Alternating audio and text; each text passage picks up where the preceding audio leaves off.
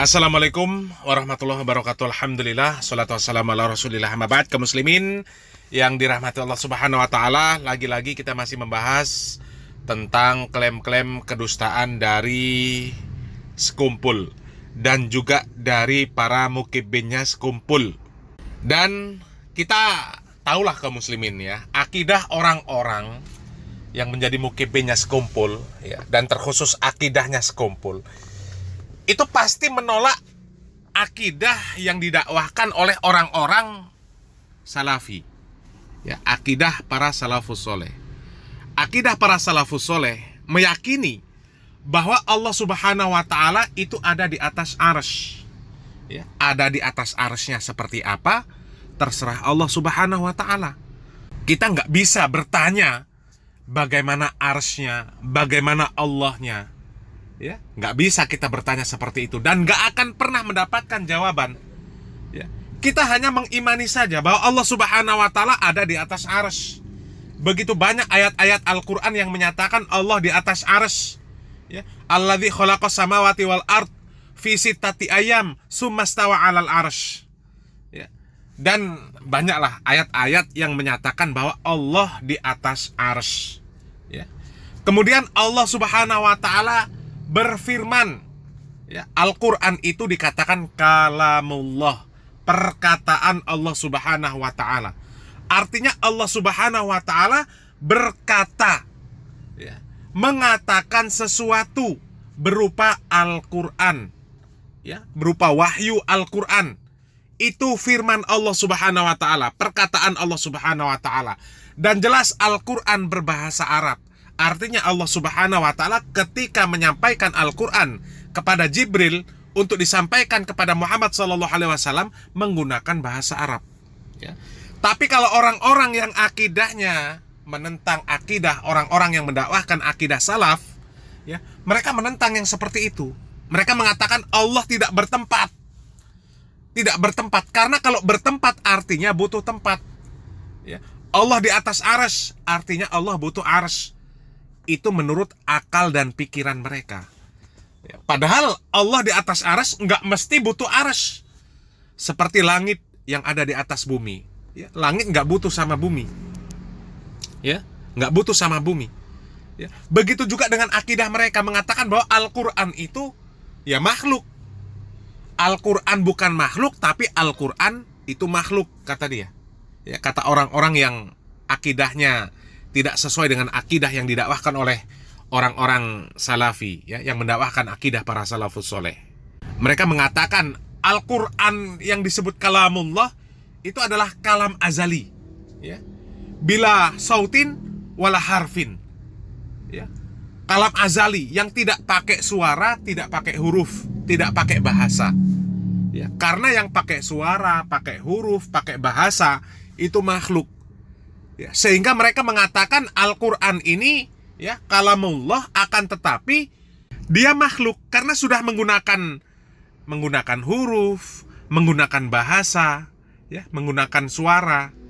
Ya, mereka menolak ketika dikatakan Al-Quran itu ya kalamullah. Allah berfirman seperti yang sekarang kita baca, memakai bahasa Arab. Ya, mereka menolak, mereka nggak terima. Ya, mereka memikirkan dengan akal dan hawa nafsunya. Tapi yang mengherankan kaum muslimin, ya, ketika dihadapkan dengan klaim-klaim karomah dari para makhluk yang disebut wali oleh mereka, ya, sebagai contoh yang kita bahas sekumpul, mereka nggak lagi pakai akal dan pikiran. Mereka sudah percaya saja. Kalau sudah guru mereka yang mengatakan percaya saja, meskipun bertentangan dengan Al-Quran dan Sunnah, percaya saja. Ya. Sebagai contoh, ya, kita ambil permisalan ada wali yang mengatakan bahwa dia bisa ke surga. Ya, ada Habib yang bisa ke surga. Ya, bosan di dunia ke surga. Nanti bosan di surga pulang ke dunia lagi. Ya. Mereka percaya dengan yang seperti itu. Padahal bertentangan dengan Al-Quran dan Sunnah. Ya, bertentangan dengan Al-Quran dan Sunnah. Ya, di dalam Sunnah, di dalam hadis Nabi Muhammad SAW, Nabi Muhammad SAW mengatakan bahwasanya surga itu disiapkan oleh Allah Subhanahu wa taala untuk hamba-hamba Allah yang bertakwa. Disiapkan kenikmatan yang tidak pernah terlihat oleh mata, tidak pernah terdengar oleh telinga, tidak pernah terbesit di dalam hati. Itu kenikmatan surga yang disiapkan oleh Allah Subhanahu wa taala untuk orang-orang yang bertakwa. Akan tetapi, kalau ada orang yang sudah pernah masuk surga, artinya dia sudah melihat, sudah mendengar, sudah mencicip, sudah menginjakkan kakinya ke surga. Yang seperti itu mereka percaya. Yang bertentangan dengan Al-Quran dan Sunnah mereka percaya. Ya, mereka percaya saja, nggak pakai akal dan hawa nafsu. Akan tetapi ketika dihadapkan akidah yang benar, mereka menimbang dengan akal dan hawa nafsu. Ya, coba ya, cerita dari sekumpul ini, mereka percaya. Mereka nggak pakai akal dan hawa nafsu mereka. Ya, akal lah. Ya. Akalnya nggak dipakai ya. Coba kita simak videonya. Nah, orang itu juga, nang waktu hendak ziarah kemana? Hendak ziarah ke Jawa, hendak ziarah ke Wali Songo. Mau berziarah ke Jawa, ke makamnya Wali Songo. Begitu ziarah ke Wali Songo, bujurnya kan miring kan? Ribet banget ya. Begitu ziarah ke Wali Songo, minta izin non guru, ulun hendak ziarah ke Wali Songo. Nah, mau ziarah ke Wali Songo, minta izin dulu kepada guru sekumpul. Jadi, guru, saya mau berziarah ke Wali Songo, ke Pulau Jawa. Ini berada di rumah guru nek. Ini kan ada begayaan silin berpendar langsung. Aku di ulun seorang, mata ulun seorang menyaksikan ke dalam dusta. Begitu silin hendak ziarah ke Wali Songo, ujar abah guru, napa? Ujar guru sekumpul. Ikam di sini ziarah ke sana kah? Ikam tahu lagi sih. Dalam kamarku 9 wali itu ada di kamarku. Gurunya aku di guru sekumpul. Guru sekumpulnya menyatakan, teman-teman, di dalam kamarku ada 9 walinya, teman-teman. Ada Wali Songo di dalam kamar abah guru sekumpul. Dan yang lebih parahnya lagi, gurunya saya, kata abah guru sekumpul ini. Dalam kamarku 9 wali itu ada di kamarku. Gurunya aku di guru sekumpul. Dalam kamarku 9 wali itu ada di kamarku. Gurunya aku di guru sekumpul. Dibuka kamar itu, guru melihat yang itu 9 Wali Songo ada di kamar yang itu. Waduh. Ini keramat ngarannya. Karamat. Nah, kaum muslimin ya, coba. Mereka nggak mau mikir. Yang seperti ini mereka nggak mau mikir, kaum muslimin. Ya. Guru sekumpul mengklaim bahwa di kamarnya ada foto Wali Songo. Ya, dan foto Wali Songo tersebut gurunya sekumpul. Ya, di dalam kamar Wali Songo itu belajar sama sekumpul. Kok nggak mikir mereka itu, kaum muslimin? Lah, Wali Songo itu kan sudah nggak ada. Ya, sudah meninggal dunia. Lah kok masih belajar sama sekumpul? Coba. Akal sehat dan kewarasannya dipakai. Ya. Orang yang sudah meninggal dunia kok masih belajar sama sekumpul? Untuk apa? Hah? Bukankah orang yang sudah meninggal dunia dia nggak bisa lagi untuk beramal soleh, nggak bisa lagi melakukan amal soleh, nggak bisa lagi. Makanya Nabi Muhammad SAW mengatakan, apabila anak Adam meninggal dunia maka terputus seluruh amalnya kecuali 3 perkara. Ya, yang pertama sedekah jariyah, yang kedua ilmu yang bermanfaat, yang ketiga anak yang soleh. Ya. Jadi nggak bisa lagi beramal soleh. Orang yang sudah meninggal dunia tidak bisa lagi beramal soleh karena sudah terputus.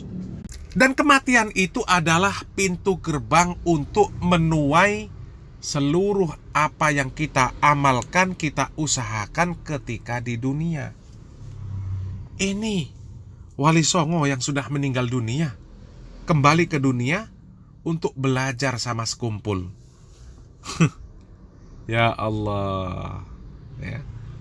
Coba di dalam Al-Quran ya, di dalam surat Al-Munafikun ayat-ayat terakhir.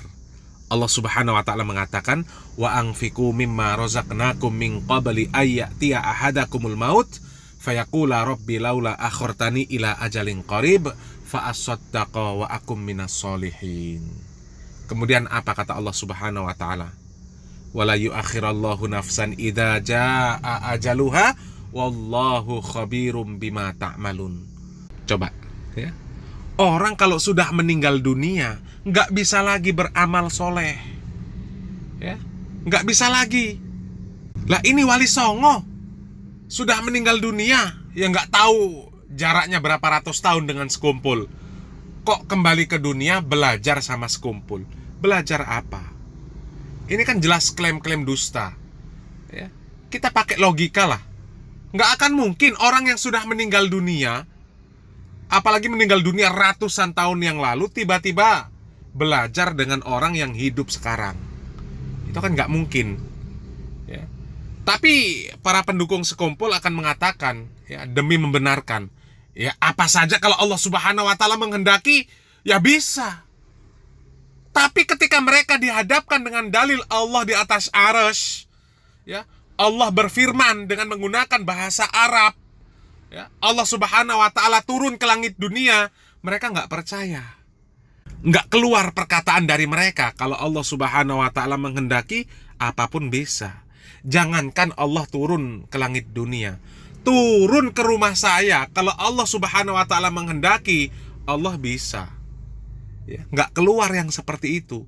Ketika dihadapkan dengan dalil-dalil Al-Quran dan Sunnah tentang akidah yang benar, mereka menolak. Tapi ketika dihadapkan dengan cerita-cerita khurafat, mereka percaya. Ya, kita hanya bisa mendoakan semoga Allah Subhanahu wa taala memberikan taufik dan hidayah kepada mereka dan mengistiqomahkan kita yang saat ini mengikuti dakwah sunnah ala manhaj salaf, ya. Semoga bermanfaat. Barakallahu fikum. Wassalamualaikum warahmatullahi wabarakatuh.